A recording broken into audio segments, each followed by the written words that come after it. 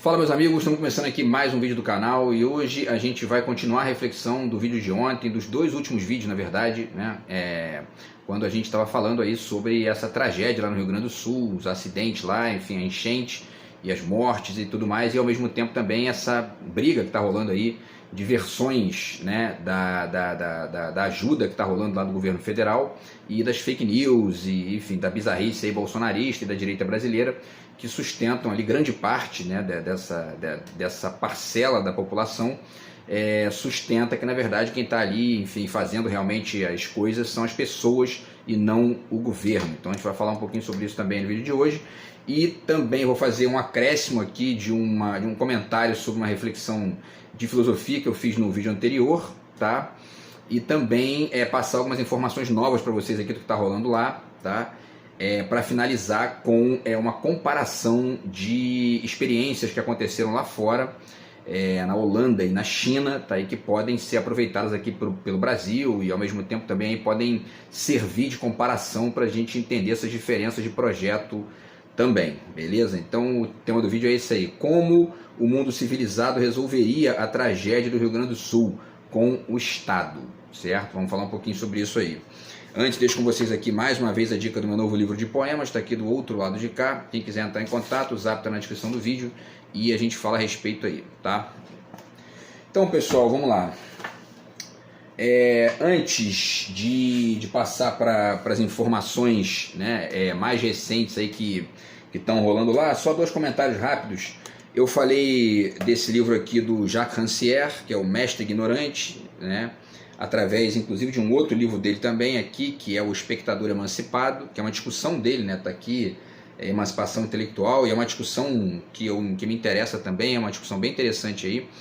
E, enfim, e aí ponderei, né, essa questão de que isso aqui é ambivalente, porque apresenta por um lado, né, a verdade de que a capacidade de fazer filosofia está em todo mundo, mas por outro acaba também criando uma espécie de homologia ou uma visão meio que homogeneizada, como se se todo mundo pode fazer filosofia, qualquer coisa é filosofia, né? Qualquer coisa é justificável, qualquer coisa é legítima, qualquer opinião é válida. Essa é um pouco também a defesa dessa parcela da direita brasileira, aí, especialmente a bolsonarista, que fica aí defendendo liberdade de expressão para poder mentir, fazer fake news, etc. e tal, tá?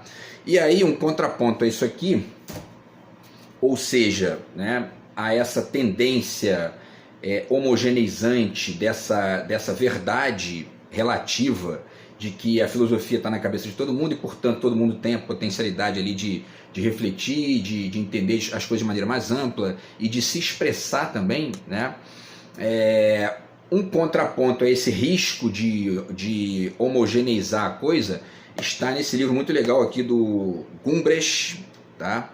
Hans-Ulrich Gumbrecht. Eu assisti inclusive uma palestra dele aqui no Brasil. Ele veio aqui junto com o Luiz Costa Lima, que é um autor também das letras aí, e foi lá na Livraria da Travessa, na Zona Sul. E aí assisti lá, palestra bem interessante. E esse livro dele aqui é o seguinte: dentre várias e várias reflexões, essa ideia de presença dele, em certo sentido aqui nessa obra, está sendo posta aqui para poder contrapor justamente um certo excesso de hermenêutica que ele critica aqui, né?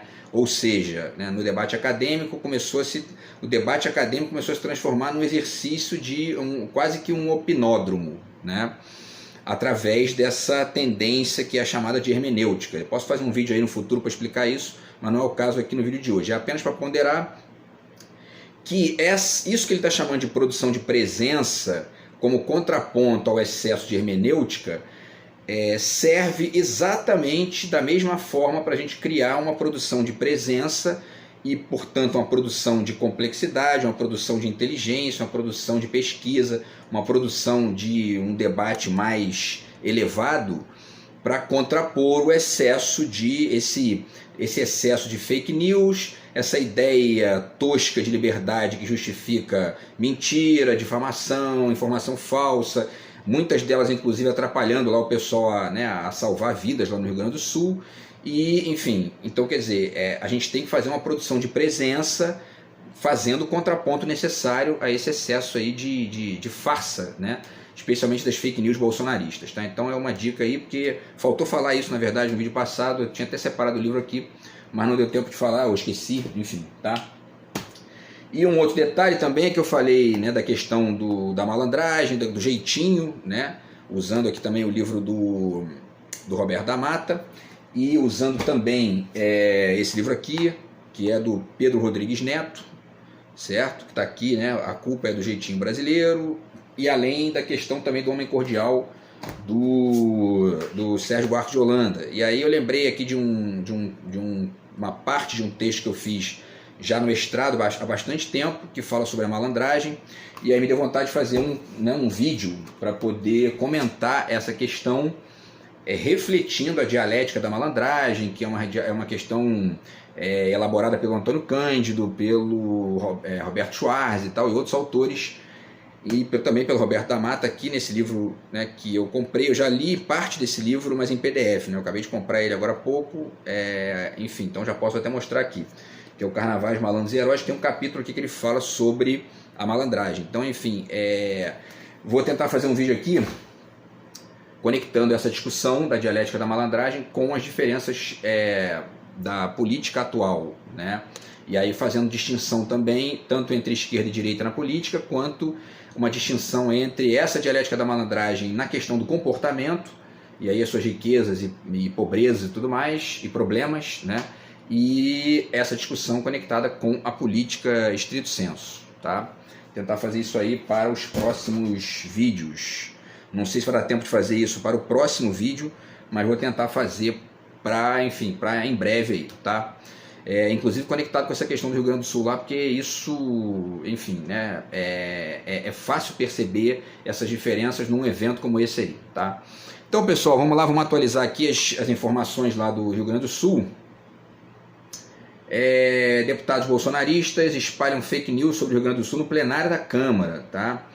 E aí a página anti-bolsonarismo comentou o seguinte aqui, né? Tem a foto de vários deles aqui. O bolsonarismo é a pior tragédia que já aconteceu nesse país. Agora, eu acho também que é uma das maiores riquezas que está acontecendo no nosso país também, porque está abrindo aí, como eu falei, é uma obra de arte escancarada, né? O bolsonarismo, na medida em que eles estão aí fazendo esse trabalho de vomitar a bosta que historicamente sempre esteve aí para baixo do tapete, escondidinha e tudo mais. E a gente agora pode ver isso aí de maneira, enfim, evidente, né, com perdão da redundância aqui, mas enfim, e isso é uma oportunidade crítica e reflexiva que a gente tem que aproveitar, não só para poder fazer a reflexão contemporânea e, portanto, atual, né, do que está rolando, mas inclusive para poder produzir material sobre isso, para que isso sirva, né, de reflexão para o futuro próximo e para o futuro longo, eventualmente, tá? Então o bolsonarismo é uma tragédia, mas também é uma riqueza, certo? E se não me engano, Wagner Moura falou sobre isso também recentemente. Quer dizer, a gente tem que entender isso aí, né? Que isso é um ponto de reflexão importante, porque, digamos, né, é como se um esgoto tivesse explodido, né?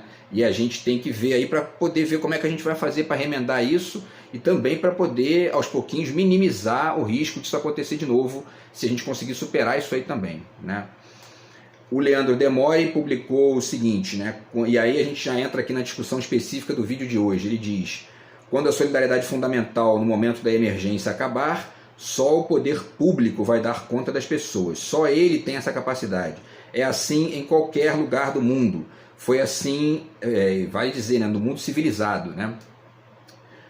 Foi assim na Itália, quando cobri o terremoto. Voltei 1 ano e 2 meses depois à cidade de L'Aquila, né, na Itália, e lá só restou o Estado. Não se engane, precisamos fortalecer o Estado mais do que nunca se quisermos ter algum futuro. Por que eu ponderei essa questão do mundo civilizado? Porque na América Latina a gente tem uma dificuldade gigantesca de fazer isso por conta da pressão dos Estados Unidos e das direitas locais. Vide Milei aí na Argentina, que está fazendo lá vai para os Estados Unidos fazer palestra defendendo o Estado mínimo, e o Trump na plateia com, enfim, 25 trilhões de dólares de Estado, né? Então, quer dizer, é complicado. A gente tem que superar isso aí para chegar nesse estágio da Itália, da Holanda, da China, e é um pouco essa discussão de hoje aí também. O Lula vai suspender uma dívida do Rio Grande do Sul por 3 anos, a dívida pública, né, do Rio Grande do Sul, a dívida do Estado com o governo federal. Ele vai suspender a dívida por 3 anos e zerar a taxa de juros no período. Vocês acham que o Campos Neto faria isso? Vocês acham que o Bolsonaro faria isso? Que o Paulo Guedes faria isso? Né? O Bolsonaro foi andar de jet ski em Santa Catarina quando estava rolando a tragédia lá na Bahia. Né? Então essa é mais uma maneira aí, uma forma de entender as diferenças, certo? E o Eduardo Leite talvez não andasse de jet ski, mas não investiu nenhum real. Né? Então a diferença talvez seja aí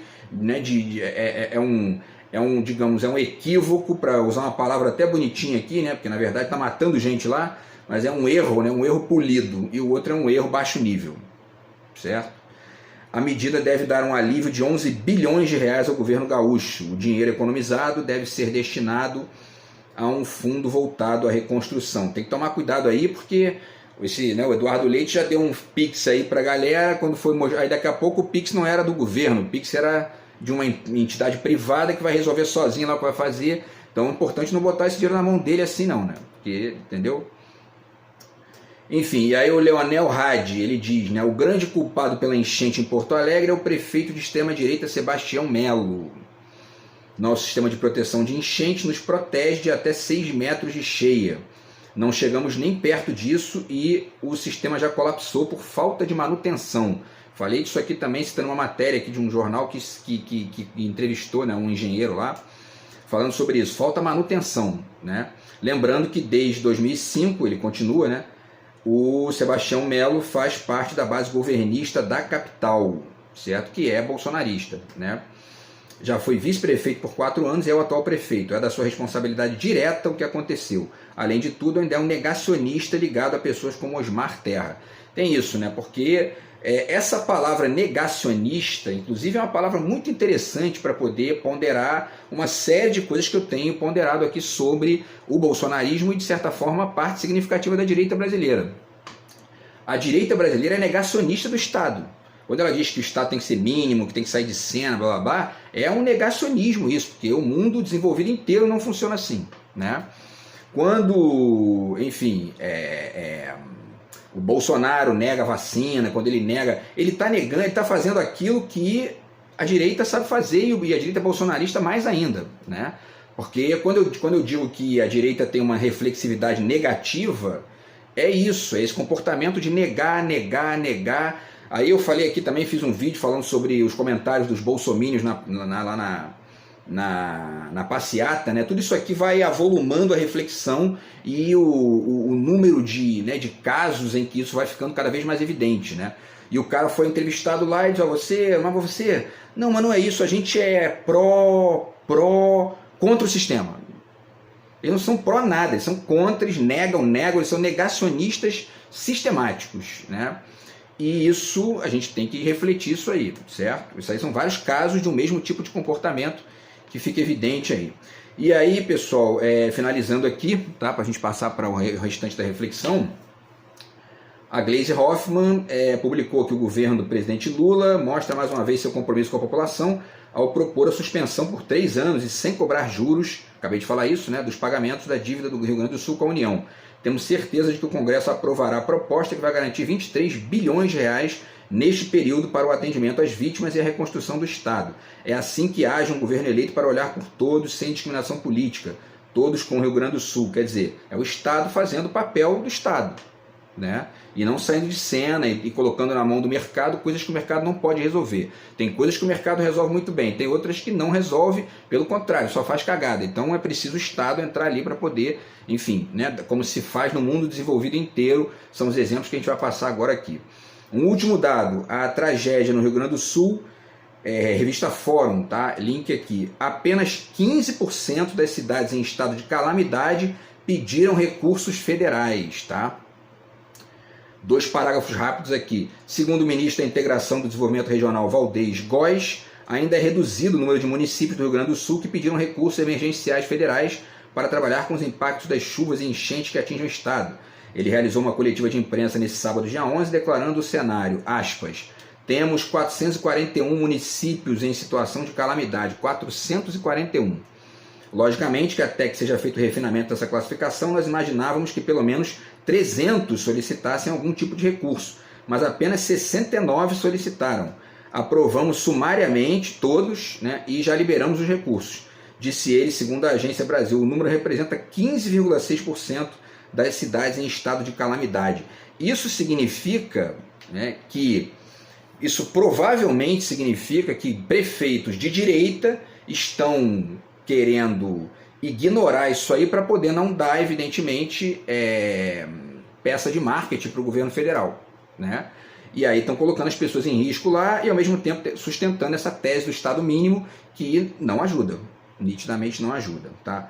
E aí, pessoal, vamos então aqui para a nossa reflexão aqui do vídeo de hoje, comparando, porque tem uma experiência muito interessante na Holanda e uma experiência muito interessante também na China, que são experiências feitas com dinheiro público e que resolveram uma parte significativa desse problema aí por vários motivos, porque a China é um local onde chove muito e a Holanda é um local que fica, né, Países Baixos, o nome já diz, fica abaixo do nível do mar, né? Então, quer dizer, isso aí demanda gastos, e gastos que muitas vezes são gastos com obras que duram 10, 15, 20 anos, e o mercado não vai fazer isso, porque não gera lucro, porque não gera retorno, e porque, na maioria esmagadora das vezes, o que interessa ali para o mercado é um retorno a médio ou curto prazo, né? Então vamos falar um pouquinho sobre essas experiências. Antes aqui só um resuminho, tá? Para a gente comparar aí, tá? A matéria aqui do Esquerda Online, eles dizem, né? Como o negacionismo neoliberal destruiu a legislação ecológica no Rio Grande do Sul. Por que o Rio Grande do Sul figura com tanta frequência nas manchetes sobre tragédias e desastres ambientais? Seria somente pela localização do estado no meio do caminho entre a floresta amazônica e a Antártida? Isso, claro, tem um papel, mas a explicação é mais profunda. O Estado é há anos vítima do negacionismo neoliberal e teve sua legislação de proteção ambiental destruída. E aí eles dão aqui os dados, né? Vamos lá. O Estado já foi quase completamente desmatado. O Rio Grande do Sul alterou profundamente a estrutura de sua cobertura vegetal. Quase a totalidade da superfície é coberta com propriedades agrícolas, restando apenas 7% da área original de Mata Atlântica. O bioma Pampa, que é um bioma específico dali, né, característico daquela região, é um dos mais ameaçados do Brasil.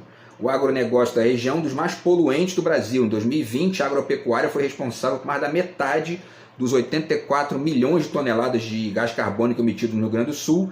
No Brasil, essa relação foi de cerca de 27%, quer dizer, né, é o dobro de emissão de gás carbônico no Rio Grande do Sul do que a média brasileira.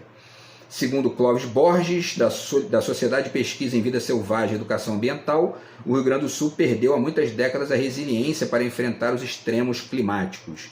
A legislação antiambiental segue avançando.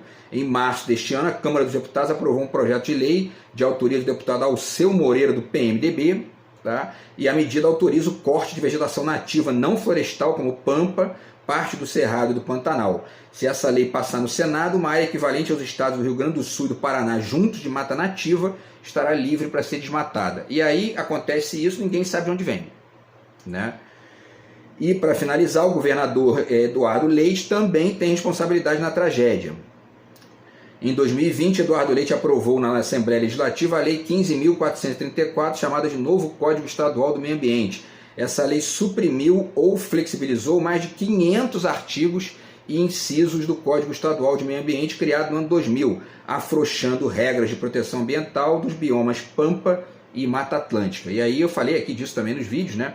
Em 2021 ele não parou aí. Em 2021 o Eduardo Leite fez aprovar o chamado Licenciamento por Adesão e Compromisso, LAC, conhecido como autolicenciamento privado, estado mínimo, né? A nova lei afrouxa a fiscalização ambiental de 49 atividades econômicas, sendo 31 com alto e médio potenciais poluidores. Isso foi exatamente o que o Bolsonaro fez lá com os agrotóxicos, que eu já fiz vídeo aqui sobre isso também, no governo federal. A diferença é que um come de garfo e o outro é um animal, né? Quase um animalzinho ali, enfim, né? Selvagem. Basicamente, a fiscalização é extinta em benefício de um compromisso assumido pelo empresário.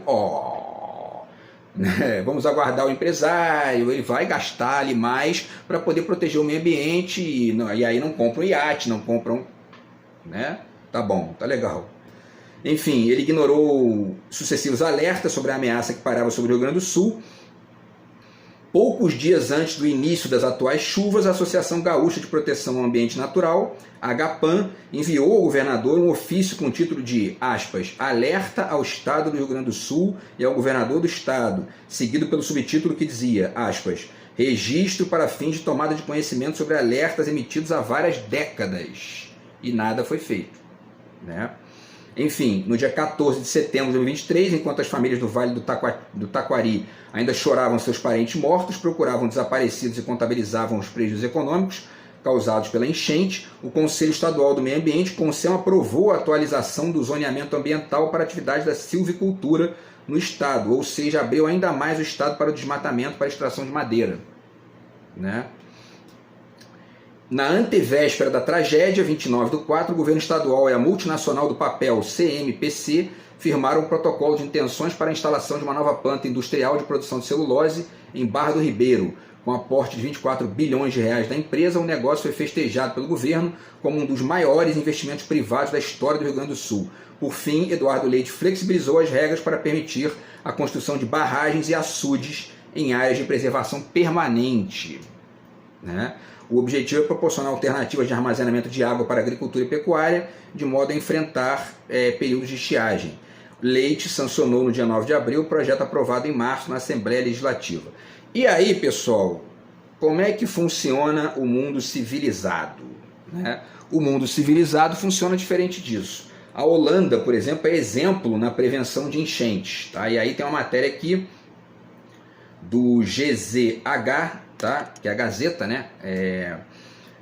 Governo da Holanda investe forte na manutenção de diques e canais, no controle das águas e no combate aos ratos almiscarados. Uma grave ameaça à avançada rede de proteção contra tempestades holandesa, tá? E eles dizem, aí né, tem um sujeito lá que é entrevistado, né, um técnico lá da situação. Ele diz o seguinte, o pensamento holandês é completamente diferente do americano, pois nos Estados Unidos a reparação de danos, ou seja, consertar os erros, é mais importante que evitar a ocorrência de catástrofes, afirmou Wim Kuijken, autoridade sênior do governo holandês para políticas de controle das águas. Os Estados Unidos são excelentes em gestão de desastres, mas trabalhar para evitá-los é completamente diferente de trabalhar depois que aconteçam. E essa é a lógica do neoliberalismo. O neoliberalismo de primeiro desmata, primeiro destrói, primeiro polui, primeiro, enfim, faz a cagada para depois ver se deu, se não deu, e deu problema. Geralmente nem depois eles consertam, né? Tá aí, estão investindo zero até hoje para poder resolver esses problemas lá, né? E aí eles tiveram uma enchente em 1953 na Holanda, e em resposta a essa enchente, que matou mais de 1.800 pessoas, o Estado criou regras duras, exigindo que as barragens contra enchentes fossem fortes o bastante para resistir a tempestades tão fortes que, segundo as projeções de computador, só ocorreriam a cada 10 mil anos, tá? Mas eles fizeram ali para poder ter uma proteção violenta contra isso aí, tá? Que mais, né? E aí ele vai falando que, segundo ele, os americanos estão mais preocupados em proteger a si mesmos e suas famílias, uma atitude que dificulta a mobilização de verbas e atenção pública com o objetivo de prevenir desastres com antecedência. Deus, pátria, família. E aí, né, tu vai ver legal, né, não tem dinheiro público, estado mínimo, blá blá blá, né? Que mais? E aí ele termina, né? Ainda que o país tenha investido pesado no controle de enchentes, Kuijken, o comissário Delta, afirma que isso não é desperdício de verbas, pois envolve cuidadosos cálculos de custo-benefício, porque é isso, né? Agora o governo federal está gastando aí 70 bilhões de reais, que é um dinheiro que, se fosse investido lá, né, durante aí de repente 2 décadas, isso talvez não tivesse nem acontecendo, tá? Vamos ver aqui o tempo. E para finalizar a questão da Holanda, pessoal, tá? O governo holandês gasta atualmente cerca de 1 bilhão e 300 milhões de dólares por ano com o controle das águas. É o governo holandês. Isso aqui dá mais ou menos uns, talvez aí entre 6 e 7 bilhões de reais, tá, por ano, certo? E a Holanda é um país que é do tamanho do Rio de Janeiro, né? Além disso, os conselhos hídricos gastam outros milhões com a manutenção de diques e canais, com a caça aos ratos e com o bombeamento de água das polderland, né, que são antigos pântanos, lagos e áreas de mar que se tornaram habitáveis com a ajuda de barragens, certo? Enfim, continua aqui falando de gastos e tudo mais. E o plano Delta, que foi um programa de construção iniciado após a enchente de 53, custou cerca de 13 bilhões de dólares e demorou 4 décadas para ficar pronto. Esse é um ponto fundamental, né? Quem do mercado vai esperar 4 décadas para poder finalizar um? Ninguém. Ninguém do mercado vai fazer isso. Então, se é um projeto dessa importância aí, desse tamanho, é preciso que o Estado entre para poder aos pouquinhos, como foi feito com a transposição das águas do Rio São Francisco lá, que é um projeto que o mercado também não faria, né? Enfim, então a gente tem que chamar atenção para isso aí, porque o discurso da direita é esse: Estado mínimo, Estado mínimo, Estado mínimo, e aí depois, quando dá essa cagada, aí eles vão pedir dinheiro para o governo federal, né?